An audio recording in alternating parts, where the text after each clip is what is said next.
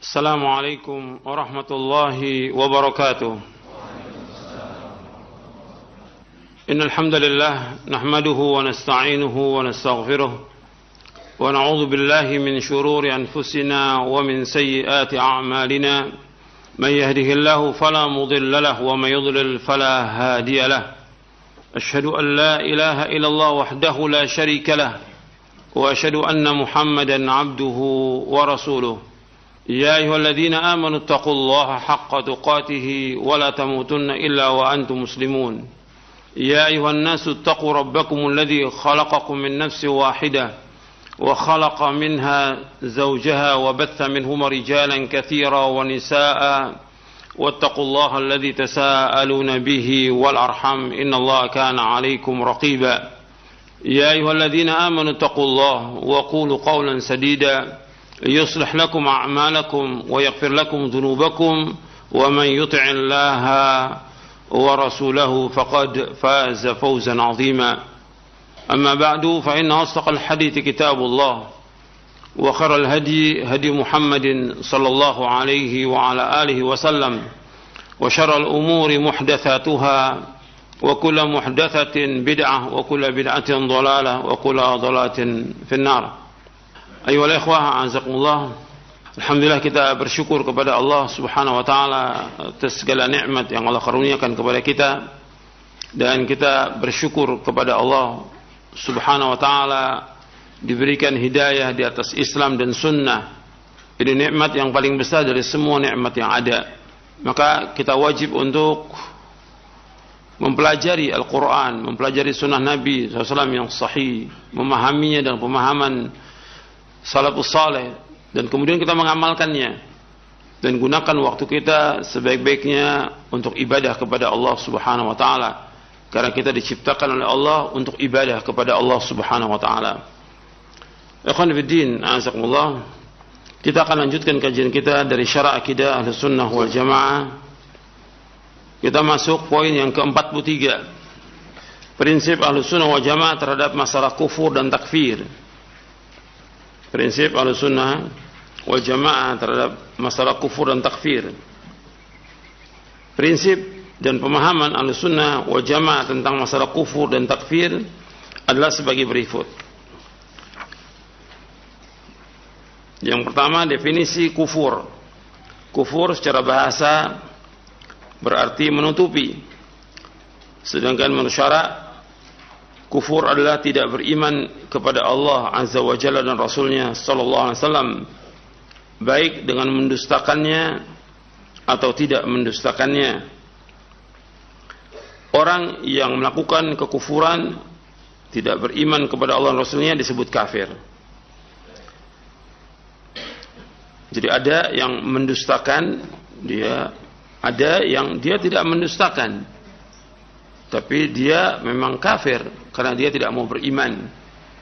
Seperti Abu Talib, dia tidak mendustakan, membenarkan ajaran Nabi Muhammad SAW, tapi dia tidak mau masuk Islam. Dia mati dalam keadaan kafir. Dan orang yang melakukan kekufuran, tidak beriman kepada Allah dan Rasulnya, disebut kafir. Kemudian prinsip Ahlussunnah dalam kufur dan takfir.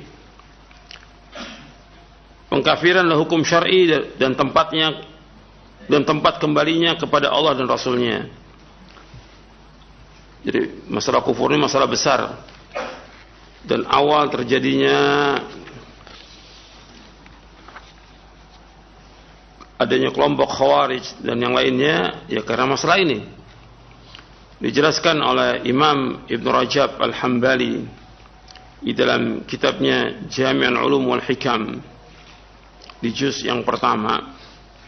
Kata beliau, wa hadhil masailu a'ni masail al-islami wal imani wal kufri wal nifaqi masailu 'azimatun jiddan.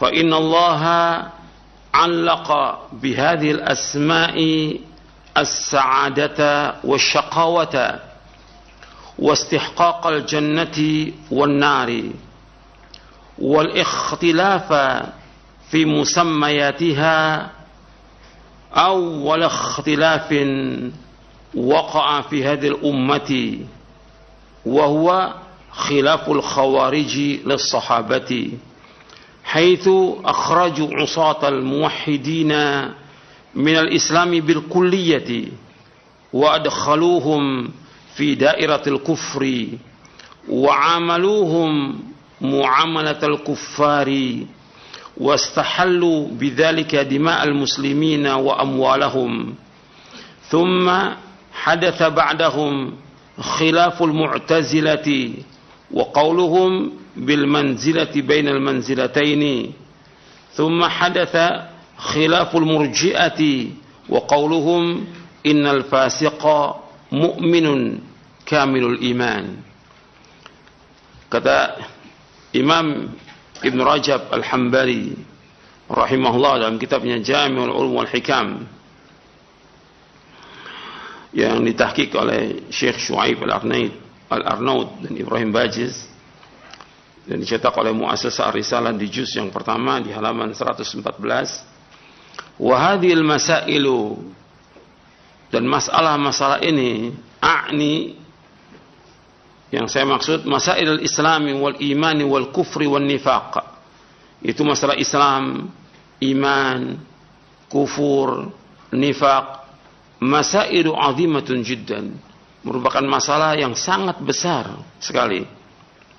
Fa innallaha, karena sesungguhnya Allah allaqa bihadhil asma'i, Allah kaitkan dengan nama-nama ini, nama-nama Islam, iman, kufur, nifaq, Allah kaitkan dengan apa? As-sa'adata wasyaqawah, kebahagiaan dan celaka. Wastihqaqal jannah wan nar, dan orang itu berhak mendapatkan sorga atau neraka. Wal ikhtilafa fi musammayatiha, dan ikhtilaf, perbedaan tentang nama-nama ini, awal ikhtilafin, merupakan awal terjadinya perbedaan waqa'a fi hadil ummah, yang terjadi di tengah umat ini. Wa huwa khilaful khawarij sahabah, yaitu khawarij menyalahi para sahabat. Haitsu akhraju usatal muwahhidin minal islami bil kulliyah, di mana mereka khawarij mengeluarkan orang-orang yang bertauhid, yang berbuat durhaka dari agama Islam secara keseluruhan. Artinya orang-orang Islam yang berbuat dosa itu dikeluarkan. Orang-orang Islam yang berbuat dosa dikeluarkan dari agama Islam secara keseluruhan. Artinya ketika dia berbuat dosa besar, apakah dia minum khamar, atau dia berzina, atau dia durhaka pada orang tua, maka kafir, dikeluarkan dari Islam. Oleh siapa? Oleh khawarij. Artinya dia mengkafirkan pelaku dosa besar. Wa adkhaluhum fi dairatil kufr, dan mereka masukkan orang-orang Islam yang berbuat dosa besar ini dalam daerah kekufuran. Artinya orang itu kafir sudah menurut khawarij. Wa amaluhum muamalatul kufar, dan mereka bermuamalah seperti muamalah dengan orang-orang kafir. Wastahallu bidzalika dima'al muslimina wa amwalahum, dan mereka menghalalkan dengan demikian darahnya kaum muslimin dan harta mereka.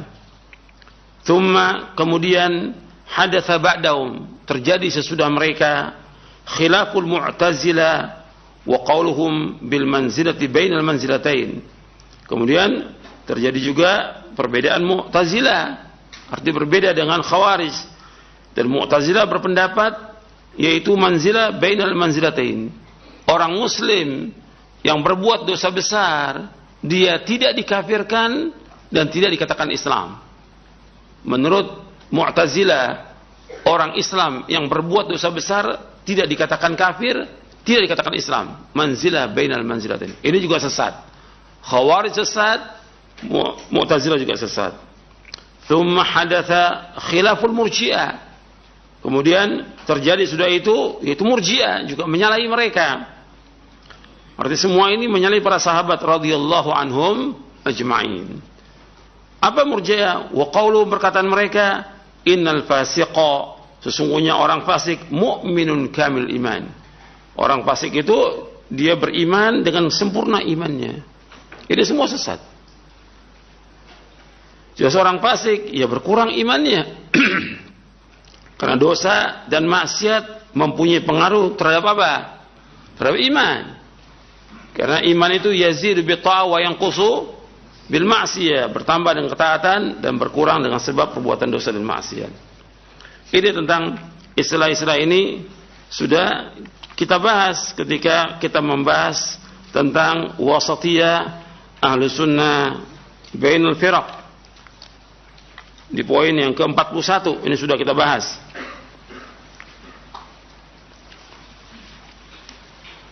Di halaman 352.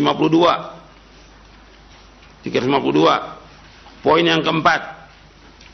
Ahlu sunnah pertengahan dalam hal nama-nama iman dan agama antara golongan Haruriyah, Mu'tazilah serta antara kaum Murji'ah dan Jahmiyah. Ini sudah kita bahas. Begitu juga tentang Khawarij juga sudah kita bahas di poin yang ketiganya. Pertengahan dalam masalah ancaman Allah antara Murji'ah dan aliran Wa'idiyah. Jadi masalah kufur, masalah nifaq, ini masalah besar. Masalah mukmin, masalah Islam, iman, kufur, ini masalah besar. Makanya pengkafiran adalah hukum syar'i. Kita kembali kepada poin ini, poin ke-43. Yang pertama, pengkafiran adalah hukum syar'i dan tempat kembalinya kepada Allah Subhanahu wa taala dan Rasulnya sallallahu alaihi wasallam. Artinya enggak setiap orang berhak untuk mengkafirkan, enggak boleh. Jadi ini hukum syar'i, kembalinya kepada Allah dan Rasulnya sallallahu alaihi wasallam. Yang kedua, barang siapa yang telah tetap keislamannya secara meyakinkan, maka keislaman itu tidak bisa lenyap darinya kecuali dengan sebab yang meyakinkan pula. Ini penjelasan Syekhul Islam Ibn Taimiyah dalam Majmu' Fatawa di juz yang ke-12. Barang siapa yang tetap keislamannya secara meyakinkan, maka keislaman itu tidak bisa lenyap daripadanya kecuali dengan sebab yang meyakinkan pula. Jadi bukan zon, bukan sangkaan, bukan dugaan, enggak boleh dalam Islam. Yang ketiga, tidak setiap ucapan dan perbuatan yang disifatkan oleh nas, oleh dalil sebagai kekufuran merupakan kekafiran yang besar atau kufrun akbar yang mengeluarkan seseorang dari agama. Karena sesungguhnya kekafiran itu ada dua macam. Kekafiran kecil, asghar, dan kekafiran besar, akbar. Maka hukum atas ucapan maupun perbuatan ini sesungguhnya berlaku menurut ketentuan metode para ulama ahlu sunnah dan hukum-hukum yang mereka keluarkan. Jadi tidak setiap ucapan dan perbuatan disifatkan oleh nas, oleh dalil sebagai kufuran merupakan kekafiran yang besar atau kufur akbar yang mengeluarkan seorang dari agama. Karena sungguhnya kekafiran itu ada dua macam. Kekafiran yang kecil, asghar, dan kekafiran yang besar. Maka hukum atas ucapan maupun perbuatan ini sesungguhnya berlaku menurut ketentuan metode para ulama ahlu sunnah dan hukum-hukum yang mereka keluarkan. Jadi enggak boleh kita langsung mengatakan ini kafir enggak boleh. Arti ketentuannya sesuai dengan syariat. Saya ambil contoh. Di dalam Al-Quran Allah menyebutkan wa man lam yahkum bima anzalallah fa ulaika humul kafirun. Barang siapa yang tidak berhukum dengan hukum Allah, maka dia kafir. Ini nas ayat. Tapi bagaimana penjelasan para sahabat dan tabi'in dalam menafsirkan ayat ini? Dijelaskan oleh Ibnu Abbas radhiyallahu anhuma yang merupakan turjumanul Quran yang didoakan oleh Rasulullah SAW. Beliau mengatakan tentang ayat ini dalam surah Al-Maidah, kufrun duna kufrin. Kufur di bawah kekufuran. Jadi enggak langsung mengatakan kafir keluar dari Islam, tidak. Kalimatnya kufur tapi enggak dikatakan kafir. Artinya enggak keluar orang dari agama Islam. Tetap kufur. Begitu juga dikatakan oleh Imam Taus Arti kufur tapi tidak mengeluarkan orangnya dari agama ini. Contoh yang lain lagi. Nabi bersabda SAW dalam hadis yang sahih yang diriwayatkan Imam Bukhari Muslim, sibabul muslimi fusuqun wa qitaluhu kufrun. Mencaci maki seorang muslim adalah fasik dan memeranginya kufur. Memeranginya kufur bukan berarti keluar dari agama Islam. Allah menyebutkan di dalam Al-Quran dua golongan orang Islam yang berperang, dikatakan oleh Allah apa? Wa in ta'ifatani minal mu'minin iqtatalu. Apabila ada dua golongan dari orang mukmin iqtatalu fa aslihu bainahuma. Damaikan keduanya. Allah masih menyebutkan mereka dua golongan ini yang berperang dengan istilah apa? Mukmin. Atau penjelasan sahabat bahwa tidak ada orang yang dikatakan kufur melainkan orang yang meninggalkan sholat. Kufur di sini artinya kufrun duna kufrin, nggak dikatakan bahwa dia keluar dari agama Islam. Artinya ketika orang meninggalkan sholat nggak langsung dikatakan dia kafir, tidak. Selama dia masih meyakinkan tentang kewajibannya. Ini penjelasan para ulama Ahlussunnah berkaitan dengan banyak hadisnya, bukan satu ini hadisnya, puluhan hadis tentang masalah ini. Bahwa Ahlussunnah itu orang yang sangat sayang kepada makhluk. Bahwa Ahlussunnah adalah orang yang paling tahu tentang kebenaran dan paling sayang kepada makhluk. Jadi Ahlussunnah itu a'lamuhum bil haqq arhamum bil khalq. Jadi mereka yang paling tahu tentang kebenaran dan paling sayang kepada makhluk. Ketika orang itu sudah dikatakan keluar dari agama Islam, ini resikonya bukan kecil, besar. Ketika ada perbuatan kalimat kufur atau perbuatan kufur langsung orang yang dikatakan kafir, resikonya besar, bukan masalah kecil. Orang yang menuduh orang itu kafir, dia adalah orang yang gak sayang kepada umat. Kecuali yang sudah nas dikafirkan, seperti ahlul kitab, yang sudah jelas dikafirkan. Orang-orang kafir asli yang memang sudah jelas dikafirkan. Ini kita bahas tentang orang Islam dikafirkan. Ketika dia dikatakan kafir, maka otomatis dengan kafir itu berarti dia harus apa? Harus cerai dengan istrinya. Boleh nggak orang Islam kawin sama orang kafir? Nggak boleh, cerai istrinya. Kalau dikatakan kafir, kemudian dia mati, boleh nggak disolatkan? Nggak boleh, kafir. Dikuburkan di mana? Di pemakaman orang kafir. Jadi bukan masalah kecil, masalah besar. Dan tidak ada waris mewariskan kalau sudah orang itu dikatakan kafir. Jadi harus kembali kepada keterangan para ulama Ahlussunnah tentang masalah ini. Tidak kembalinya kepada orang-orang khawarij, jangan. Orang khawarij semua kafir bagi dia. Jadi ini kehati-hatian penting dalam kita beragama, ini harus hati-hati. Yang keempat, tidak boleh menjatuhkan hukum kafir kepada seorang muslim. Perhatikan itu. Tidak boleh menjatuhkan hukum kafir kepada seorang muslim kecuali telah ada petunjuk yang jelas, terang dan mantap dari Al-Quran dan As-Sunnah atas kekufurannya. Maka dalam masalah ini tidak cukup hanya dengan syubhat, kesamaran dan dzan, persangkaan. Ahlussunnah tidak menghukumi pelaku dosa besar tersebut dengan kekafiran, namun menghukuminya sebagai bentuk kefasikan dan kekurangan dan kurangnya iman apabila bukan dosa syirik dan dia tidak menganggap halal perbuatan dosanya.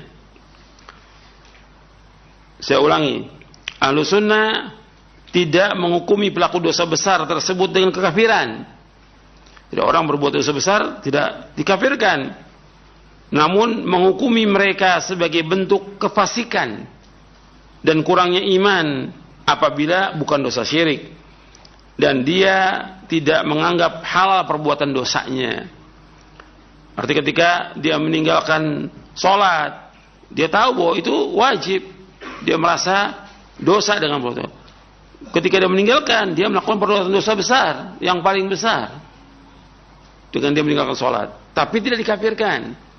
Atau dia minum khamar dia tidak menghalalkan perbuatan dosa itu, dia katakan bahwa ini dosa, maka tidak dikafirkan dia. Tapi kalau dikatakan khamr bagi dia halal, kafir dia. Hatta dia nggak minum, hatta dia nggak melakukan. Ada seorang dai atau seorang tokoh mengatakan bahwasanya khamr itu halal, meskipun dia tidak minum, maka dia kafir, meskipun dia nggak minum. Atau dia mengatakan zina itu halal, meskipun dia nggak berbuat zina, tapi dia mengatakan demikian, dia meyakini demikian, kafir, keluar dari agama Islam. Gitu. Jadi di sini sebutkan tidak ada istihlal, dia tidak menganggap halal perbuatan itu. Hal ini berdasarkan Allah berfirman dalam surah An-Nisa di ayat 48, yaitu berkaitan dengan menghukumi pelaku dosa besar tidak dikafirkan, namun menghukuminya sebagai bentuk kefasikan dan kekurangnya iman apabila bukan dosa syirik, dan dia tidak menganggap halal perbuatan dosanya. Allah berfirman, innallaha la yaghfiru an yushraka bihi wa yaghfiru ma duna dzalika liman yasha wa may yusyrik billahi faqad iftara itsman 'azima. Sesungguhnya Allah tidak akan mengampuni dosa karena mempersekutukannya, dan jadi Allah tidak mengampuni dosa orang yang berbuat syirik kepadanya, dan Allah mengampuni dosa selain dari syirik bagi siapa yang Allah kehendaki.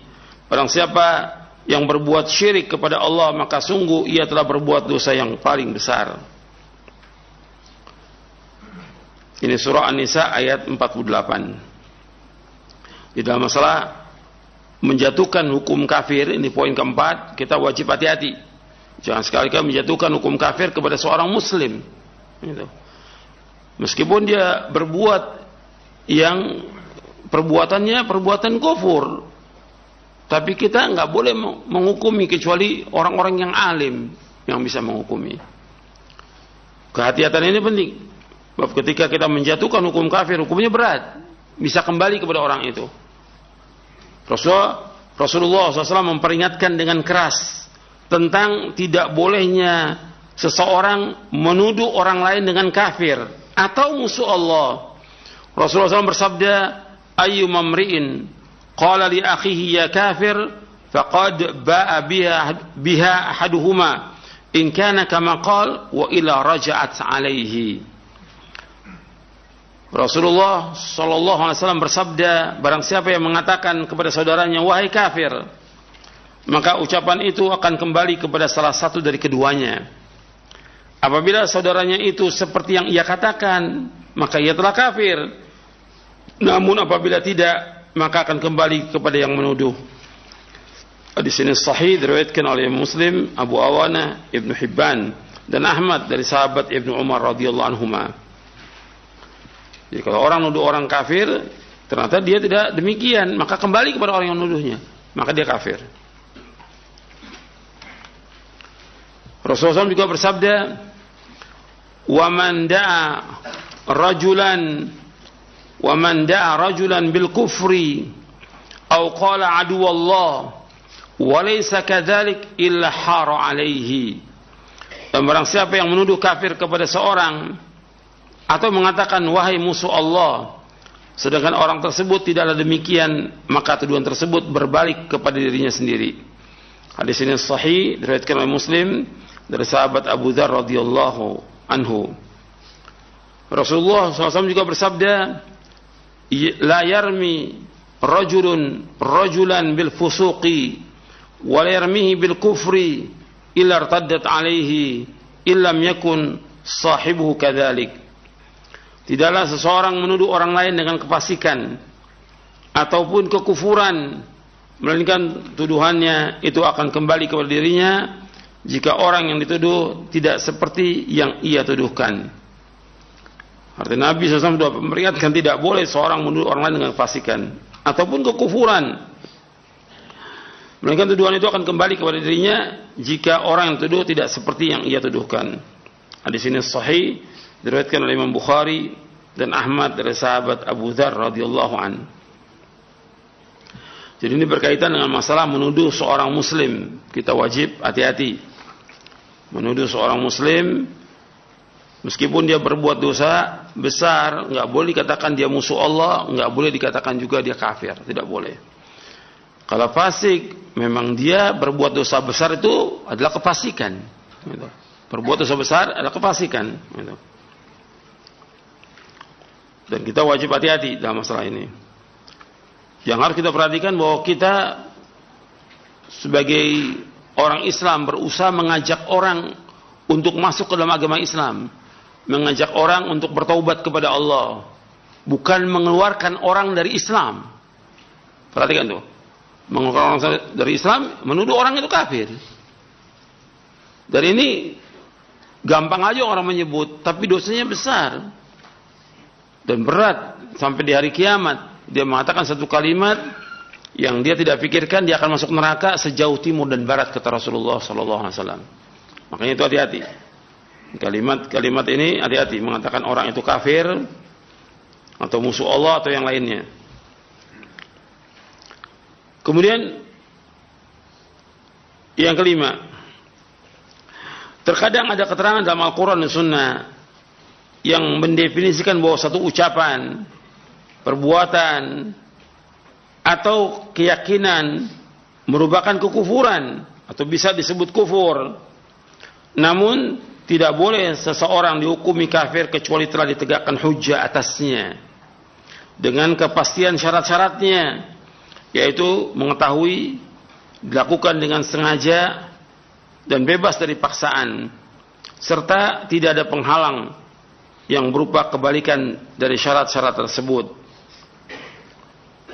Artinya, saya ulangi lagi, terkadang ada keterangan dalam Al-Quran dan As-Sunnah yang mendefinisikan bahwa satu ucapan, perbuatan atau keyakinan merupakan kekufuran, bisa disebut kufur, namun tidak boleh seseorang dihukumi kafir kecuali telah ditegakkan hujjah atasnya dengan kepastian syarat-syaratnya, yakni mengetahui, dilakukan dengan sengaja dan bebas dari paksaan, serta tidak ada penghalang yang berupa kebalikan dari syarat-syarat tersebut. Syarat-syarat seorang bisa dihukumi kafir, antum lihat di footnote 520 di halaman 364 365. Syarat-syarat seorang bisa dihukumi kafir, yang pertama, ia mengetahui dengan jelas. Yang kedua, dilakukan dengan sengaja. Dan yang ketiga, tidak ada paksaan. Sedangkan intifa'ul mawani, tidak ada penghalang yang menjadikan seorang hukum kafir, yaitu kebalikan dari syarat tersebut. Artinya ketika dia melakukan perbuatan itu, dia tidak mengetahui atau dia tidak sengaja, atau dia dipaksa.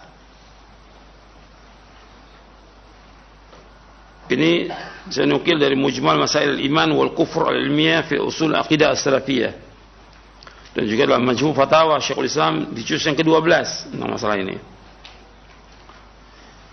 Kemudian yang perlu diperhatikan, yang berhak menentukan seorang telah kafir, untuk melihat itu di halaman 365 di atas, lanjutan dari poin yang kelima.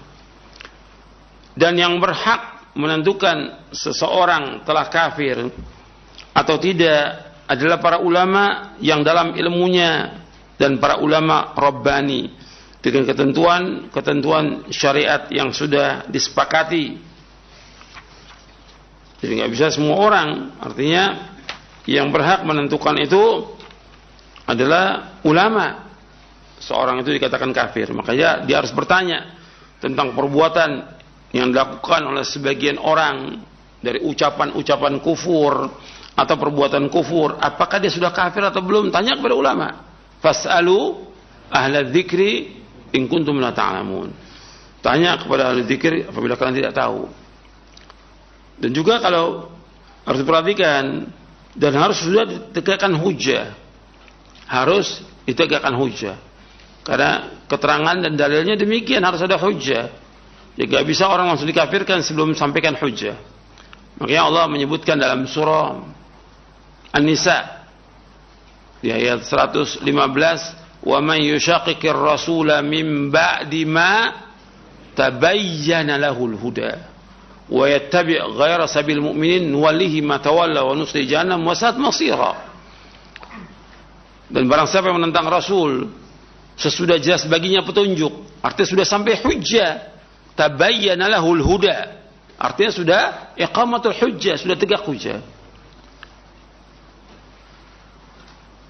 Kemudian wa yattabi' ghaira sabilil mu'minin, kemudian dia mengikuti jalannya selain jalan kaum mukminin, jalannya para sahabat. Nuwallihi ma tawalla, kami palingkan kemudian dia berpaling, wa nuslihi jahannam, kami akan masukkan dia ke neraka jahannam, wa sa'at masira, dan neraka jahannam sejelek-jelek tempat kembali.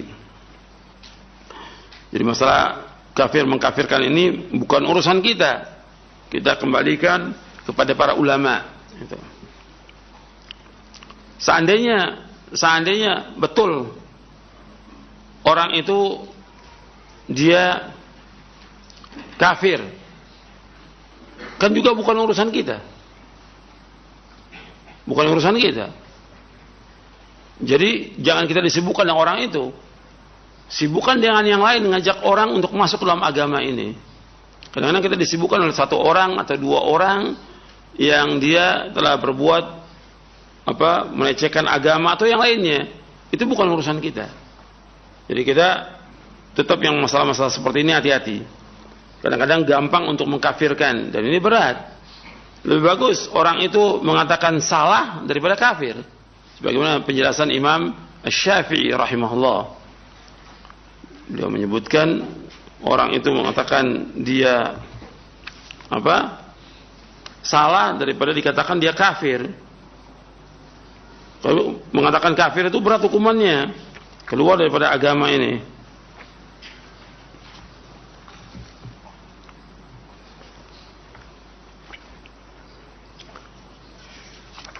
Bahkan Syekhul Islam Ibnu Taimiyah menyebutkan ketika menghadapi tokoh-tokoh daripada ahlul bidah, itu beliau berhati-hati kepada mereka. Ini jelas tokoh-tokoh daripada ahlul bidah yang dia mengingkari tentang Allah di atas arsy. Kalau mengingkari Allah di atas arsy dan dia meyakini demikian, kafir, keluar dari agama Islam. Tapi Syekhul Islam tidak mengkafirkan. Kehati-hatian itu lebih bagus. Kata beliau begini, dalam Majmu' Fatawa, ini ada dua.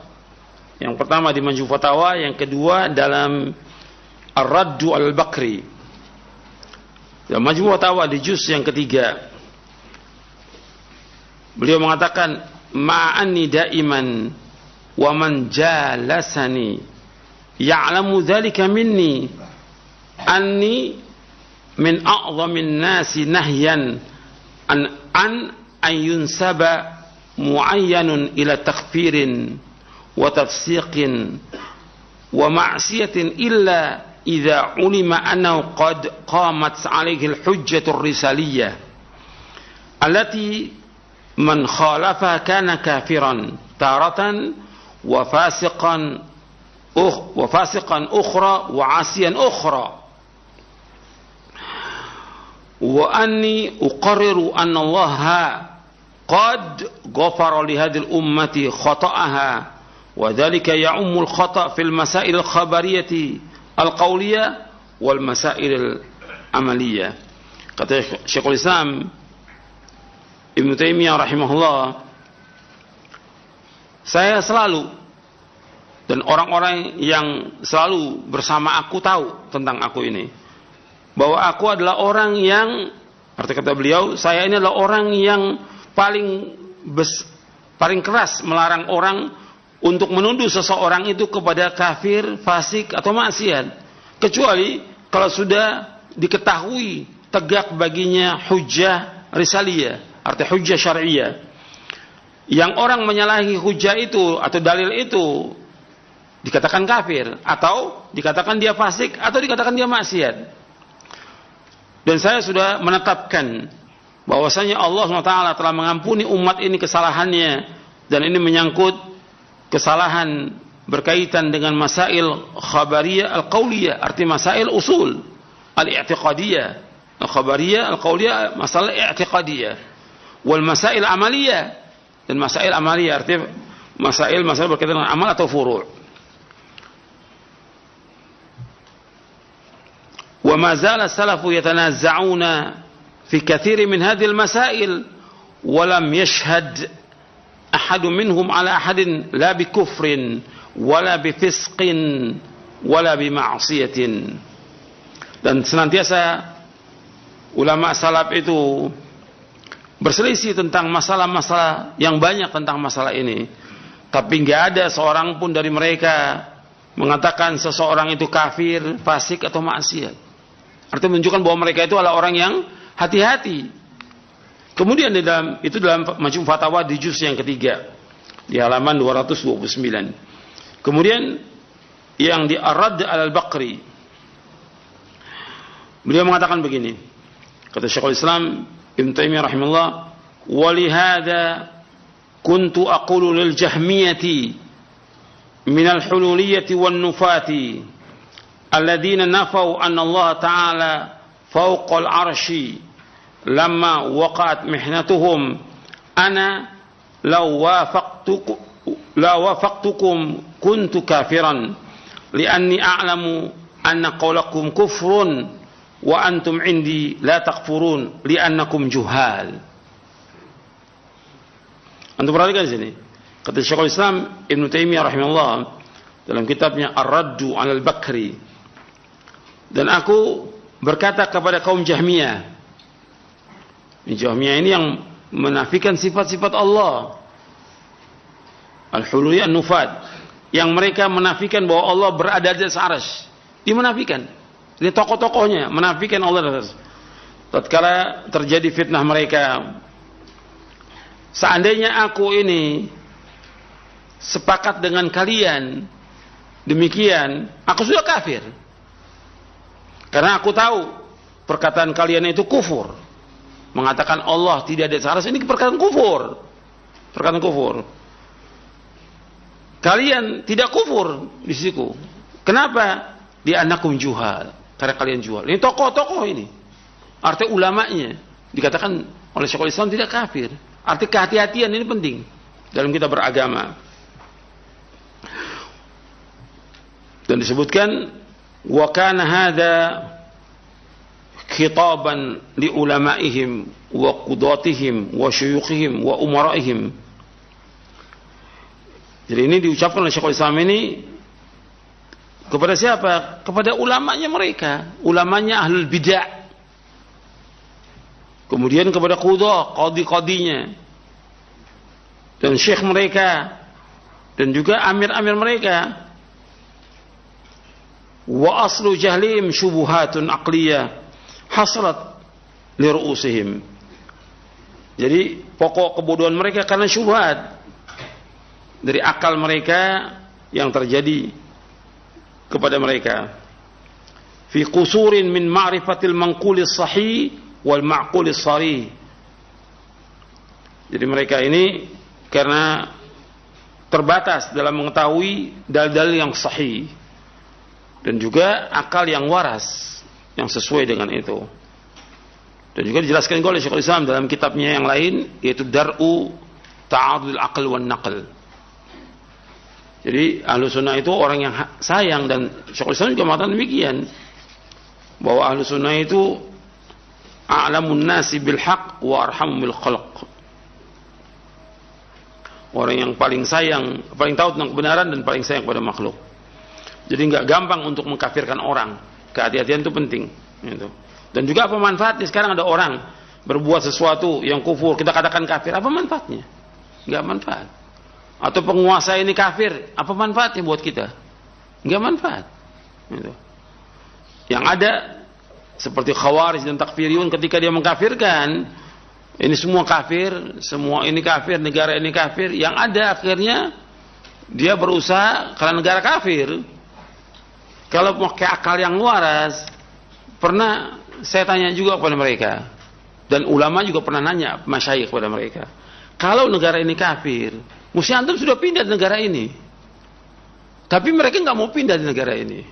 Yang ada mereka ngebom dan segala macam. Nggak ada manfaat buat mereka. Ngerusak Islam. Ini akibat kebodohan, akibat syubhat yang ada. Makanya fitnah yang besar itu ya fitnah syubhat. Kemudian setelah itu baru fitnah syahwat. Itu dibahas oleh Al-Imam Ibnu Qayyim dalam kitabnya Ighatsatul Lahfan min Masaidi Syaitan. Juga oleh Syekhul Islam juga dibahas dalam kitabnya Minhajus Sunnah juz yang kelima. Cuma belum waktunya untuk saya bawakan. Artinya enggak cukup waktunya penjelasan Ibnu Qayyim rahimahullah dan Syekhul Islam tentang masalah ini.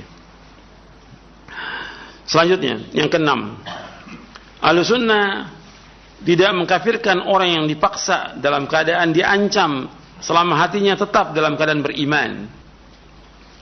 Ahlussunnah tidak mengkafirkan orang yang dipaksa dalam keadaan diancam selama hatinya tetap dalam keadaan beriman. Seperti kejadian siapa? Yang ayat ini turun, kejadian dengan siapa? Ammar bin Yasir. Ammar dipaksa untuk mengucapkan kalimat kufur. Dan Ammar hatinya tidak terima. Karena waktu itu bapaknya dibunuh Yasir. Dan juga Sumayyah dibunuh ibunya. Radhiyallahu anhum ajma'in.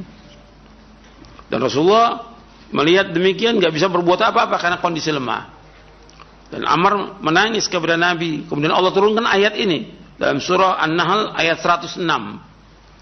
Man kafara billahi min ba'di imanihi illa man ukriha wa qalbuhu mutmainnun bil iman walakin man syaraha bil kufri sadran fa alaihim ghadabun min Allah wa lahum 'adzabun 'adzim.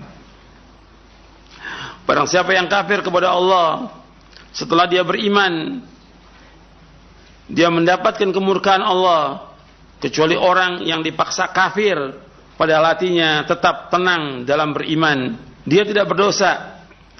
Tetapi orang yang melapangkan dadanya untuk kekafiran, maka kemurkaan Allah menimpanya dan mereka akan mendapatkan azab yang besar.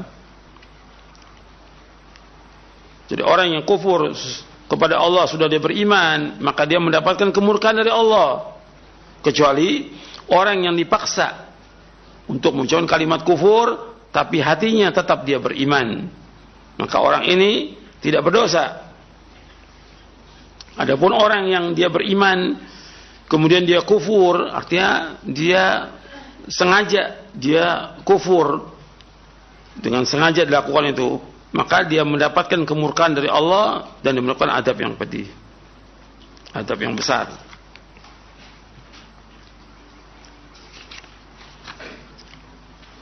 Kemudian tentang kufrun akbar, ini dibagi oleh para ulama menjadi beberapa macam. Yang ketujuh,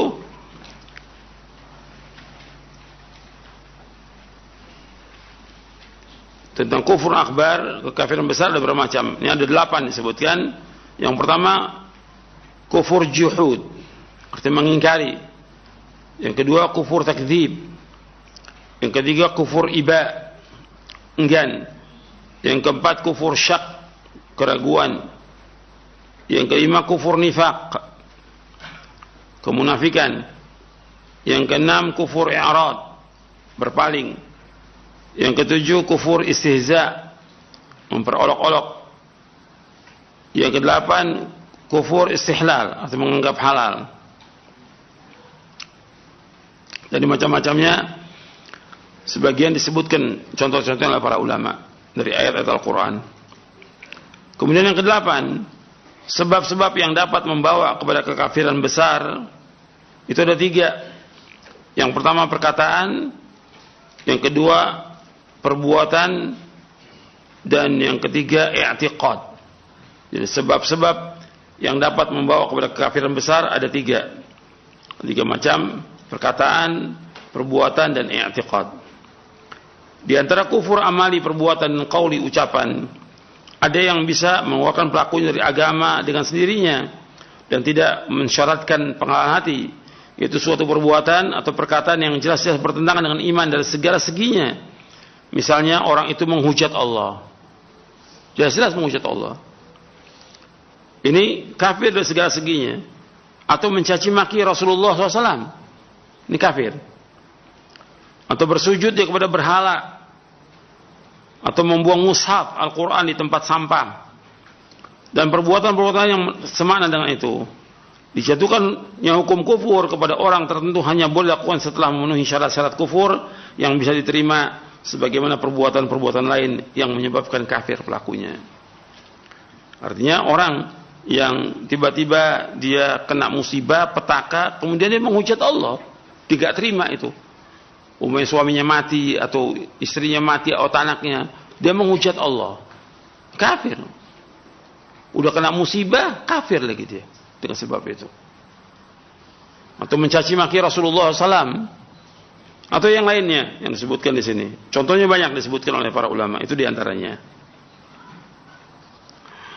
Kemudian yang ke-9, sesungguhnya amalan kekafiran adalah kufur dan dapat menyebabkan pelakunya menjadi kafir, sebab keadaannya menunjukkan kepada batinnya yang juga kufur.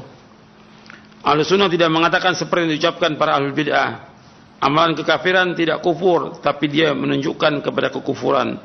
Perbedaan keduanya jelas. Sesungguhnya amal kekafiran adalah kufur dan dapat menyebabkan pelakunya menjadi kafir, sebab keadaannya menunjukkan kepada batinnya yang juga kufur. Ahlus Sunnah tidak mengatakan seperti yang diucapkan kepada ahli bid'ah, amalan kekafiran tidak kufur. Dia mengatakan tidak kufur. Kalau ini amal kekafiran adalah kufur, itu Ahlus Sunnah. Kalau ahli bid'ah, amal kekafiran tidak kafir, tetapi dia menunjukkan kepada kekufuran. Ini perbedaannya jelas ini.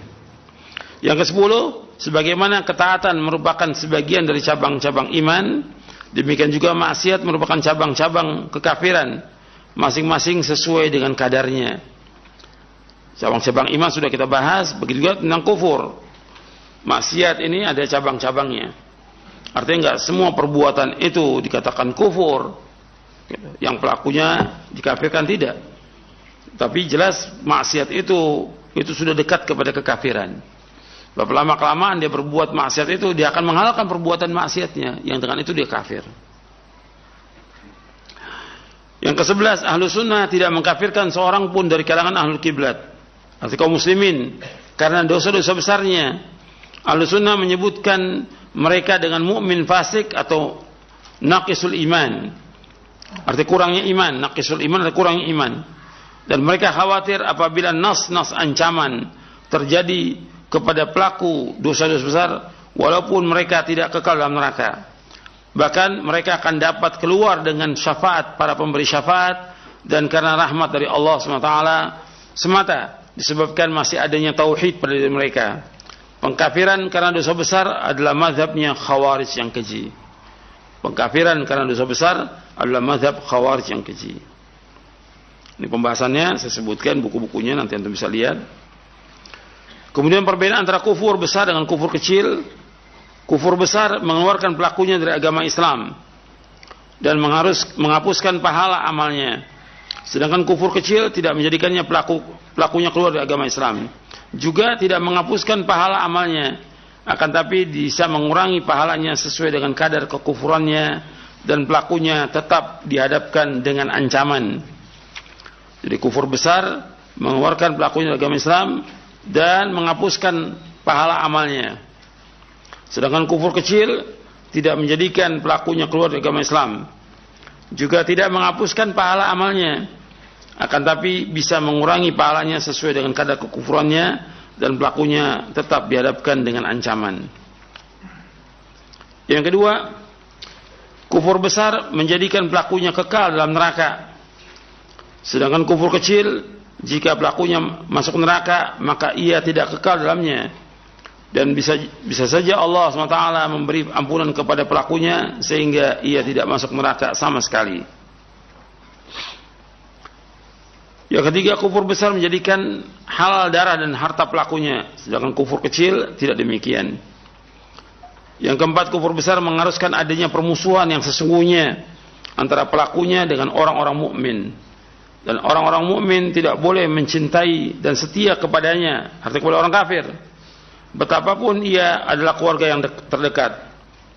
Adapun kufur kecil, maka ia tidak melarang secara mutlak adanya kesetiaan, tetapi pelakunya dicintai dan diberi kesetiaan sesuai dengan kadar keimanannya, dan dibenci serta dimusuhi sesuai dengan kadar kemaksiatannya. Ini disebutkan oleh Syekh Dr. Shalih Fauzan dalam kitabnya Aqidatul Tauhid. Perkataan Imam Syafi'i rahimahullah yang tadi saya sebutkan disebutkan oleh Syekhul Islam Ibn Taimiyah dalam Minhajus Sunnah, kitabnya Minhajus Sunnah yang juz yang kelima. Dan ini sudah saya nukil di dalam kitab Mulia dengan Manhaj Salaf.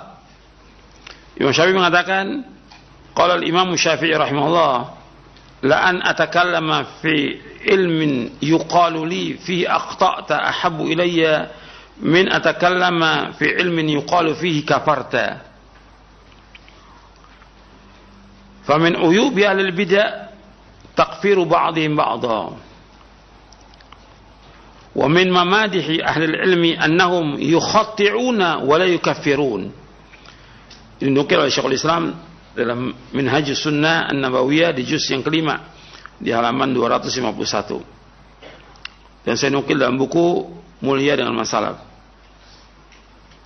Kata Imam Syafi'i rahimahullah, sungguh aku berkata tentang satu ilmu dikatakan padanya engkau salah, lebih aku cintai daripada aku mengatakan pada satu ilmu dikatakan engkau telah kafir. Lalu aku mengatakan orang itu salah dan berkafir. Karena beda keduanya dan jauh perbedaannya.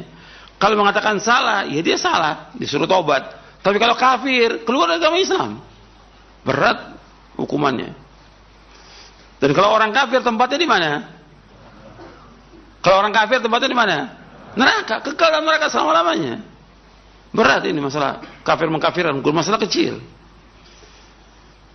Dan di antara aib, kata Imam Syafi'i, di antara aibnya ahlul bidah yaitu mereka, sebagian mereka mengkafirkan sebagian yang lainnya. Dan di antara yang terpuji dari ahlul ilmi, mereka menyalahkan dan tidak mengkafirkan. Jadi mereka menyalahkan, tidak mengkafirkan. Jadi masalah ini masalah hati-hati, masalah kafir mengkafirkan ini hati-hati. Dan banyak nukilan-nukilan yang disebutkan oleh Syekhul Islam tentang masalah ini. Antum bisa baca bukunya Syekh Ali Hasan, Ali Abdul Hamid, At-Tabsiru biqawaid at-takfir. At-Tabsiru biqawaid at-takfir. Itu Syekh Ali bagus membahas tentang masalah ini, ringkas tapi mencakup semuanya.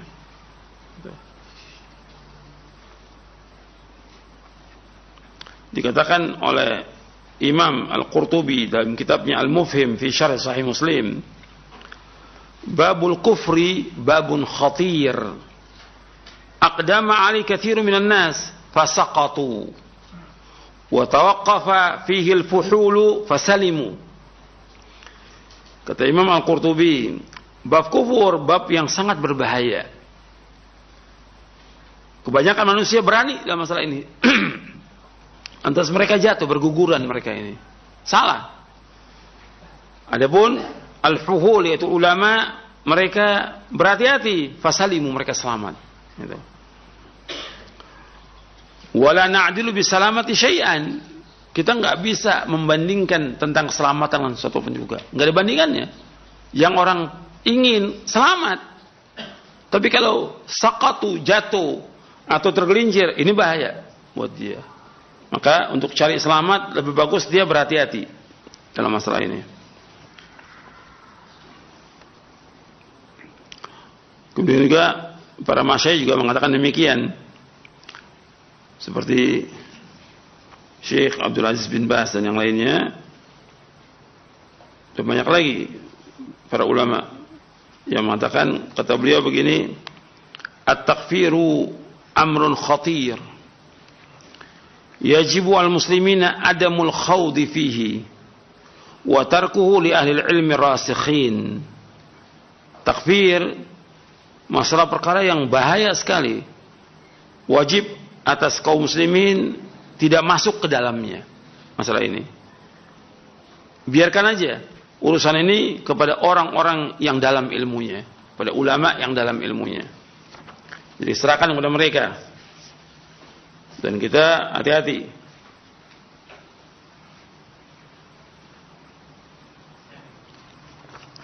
Nukilan-nukilan banyak disebutkan oleh Syekh Ali Hasan tentang masalah ini. Syekh Fauzan juga menyebutkan demikian dalam beberapa fatwanya. Takfir itu punya dhawabit yang kita wajib hati-hati dan serahkan masalah ini kepada para ulama. Wallahu a'lam wa sallallahu nabi Muhammadin sallallahu alaihi wa alihi wasallam. Mudah-mudahan yang saya sampaikan bermanfaat. Wa sallallahu nabi Muhammadin sallallahu alaihi wasallam. Subhanakallahumma bihamdik asyhadu an la ilaha illa anta astaghfiruka wa atubu ilaik. Assalamualaikum warahmatullahi wabarakatuh.